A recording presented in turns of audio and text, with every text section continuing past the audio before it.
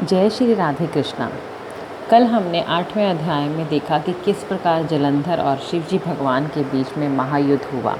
कभी देवता हारे और कभी राक्षस हारे, और जलंधर ने षड्यंत्र रच के पार्वती जी के पास जाने का प्रयास किया, परंतु पार्वती जी अंतर्ध्यान हो गई।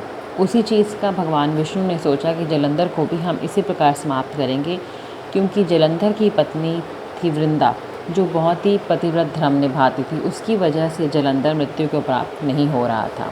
आज हम आगे की कथा करते हैं। अथ श्री कार्तिक अध्याय 9वां अध्याय।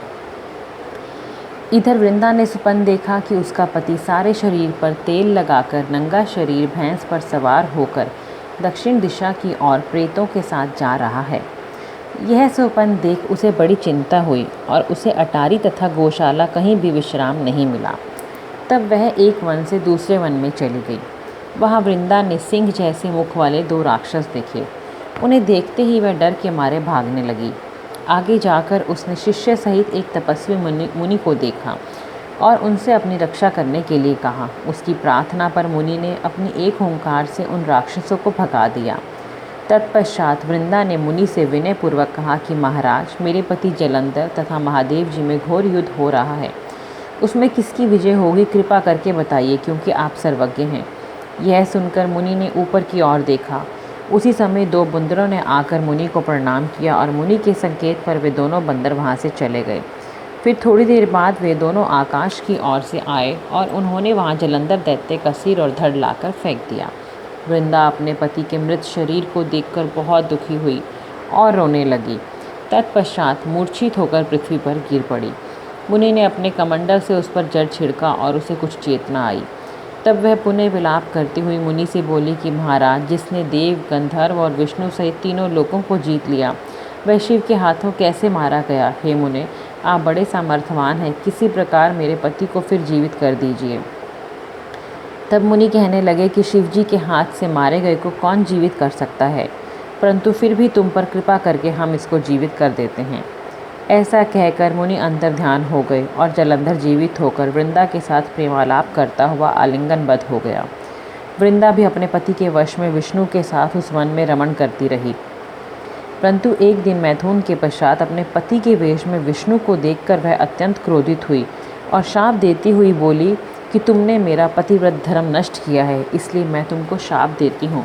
निश्चय ही यह कपट मुनि तुम ही थे और तुमने 2 राक्षस कपट के बनाए थे। वही कालांतर में तुम्हारी स्त्री का हरण करेंगे और जो तुम्हारा शिष्य था वह बंदर रूप धरकर तुम्हारी सहायता करेगा। फिर कहा कि तुम शिला के हो जाओ, अर्थात पत्थर के हो जाओ।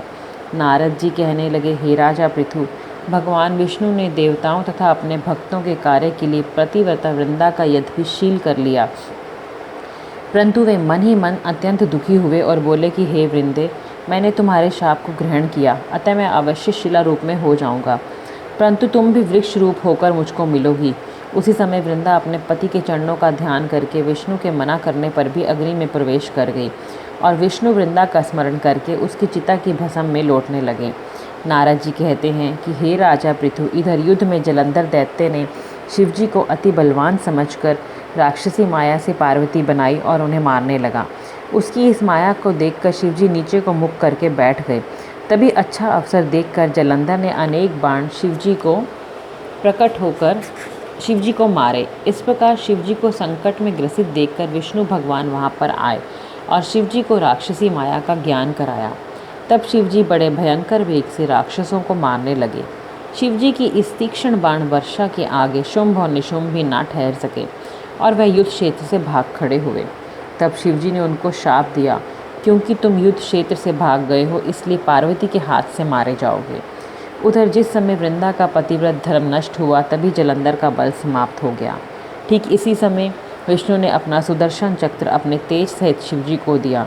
फिर शिवजी ने अपना ऋषियों के तप का, पतिव्रता स्त्रियों का तथा ब्रह्मा जी का तेज उसमें जोड़कर जलंधर दैत्य पर छोड़ दिया, जिससे उसका सिर कटकर भूमि पर गिर गड़ा। सिर और धड़ अलग होते ही जलंधर का तेज उसके शरीर से निकलकर श्री शिवजी में तथा वृंदा का तेज श्री पार्वती जी में समा गया। उधर विष्णु वृंदा की चिता में लौटने लगे। तब सब देवताओं ने शिवजी की स्तुति करी और कहा कि महाराज, जलंधर को मारकर आपने देवताओं का बड़ा उपकार किया है। परंतु एक महान अनर्थ हो रहा है, कृपा करके उसका भी कुछ उपाय कीजिए। भगवान विष्णु वृंदा के पतिव्रत धर्म से मोहित होकर लगातार उनकी चिता भस्म कर लौट रहे हैं और किसी प्रकार का विश्राम नहीं कर रहे हैं। तब शिव जी ने कहा कि हे देवताओं, तुम सब भगवान की योग माया की शरण में जाओ, वही सब संकट हरेगी।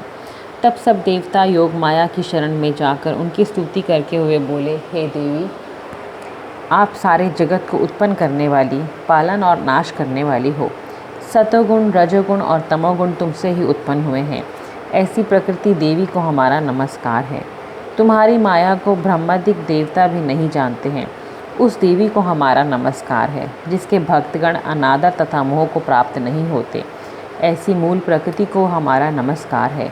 उस समय देवताओं ने एक तेज देखा और आकाशवाणी सुनी कि गौरी, लक्ष्मी और सरस्वती रजोगुण, सतोगुण और तमोगुण रूप में मैं ही हूँ। वही तीनों तुम्हारा कार्य सिद्ध करेंगी। उन देवियों की तुम आराधना करो। फिर उन 3 देवियों ने प्रकट होकर 3 बीज दिए और कहा कि इन तीनों बीजों को जहाँ पर विष्णु हैं बो दो और अपना कार्य सिद्ध करो। देवताओं ने तीनों को ले जाकर वहाँ वृंदा की चिता पर भगवान विष्णु लेट रहे थे जाकर बो दिया। उन तीनों बीजों से 3 वृक्ष उत्पन्न हुए। रजोगुण सरस्वती से आंवला, तमोगुण गौरी से तुलसी और सतोगुण लक्ष्मी से मालती। श्री लक्ष्मी जी ने अपना बीज ईर्ष्या युक्त होकर दिया था, इसलिए मालती भगवान की पूजा में निंदित तथा आंवला और तुलसी भगवान को बहुत अधिक प्रिय हैं।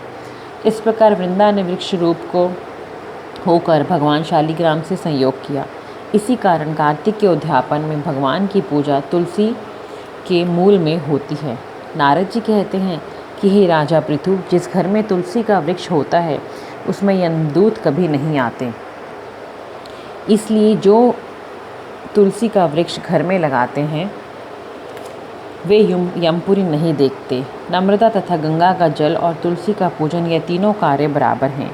चाहे मनुष्य कितना भी पापी क्यों ना हो, परंतु मृत्यु समय जिसके प्राण मंजरी सहित निकलते हैं वह पापों से मुक्त होकर भगवान के बैकुंठ धाम को प्राप्त हो जाता है। जो मनुष्य तुलसी और आंवले की छाया में अपने पितरों का श्राद्ध करता है उसके पितृ मोक्ष को प्राप्त हो जाते हैं। जो मनुष्य आंवले का फल तथा मंजरी युक्त तुलसी दल मुख में रखता है वह साक्षात विष्णु के समान है। जो मनुष्य कार्तिक मास में आंवले की छाया में भोजन करता है तथा रुद्राक्ष की माला धारण करता है उसके धर्म, अर्थ, काम और मोक्ष सब कार्य सिद्ध हो जाते हैं। नारद जी कहते हैं कि हे राजा पृथु, तुलसी और आंवले का महात्म्य ब्रह्मा जी भी कहने में असमर्थ हैं। जो कोई इस कथा को पढ़ता या सुनता है वह भी मोक्ष को प्राप्त हो जाता है। श्री कार्तिक महात्म्य 9वां अध्याय समाप्त। बोलो श्री हरि विष्णु भगवान की जय। बोलो कार्तिक महात्म्य की जय। जय जय श्री राधे, जय जय श्री राधे, जय जय श्री राधे।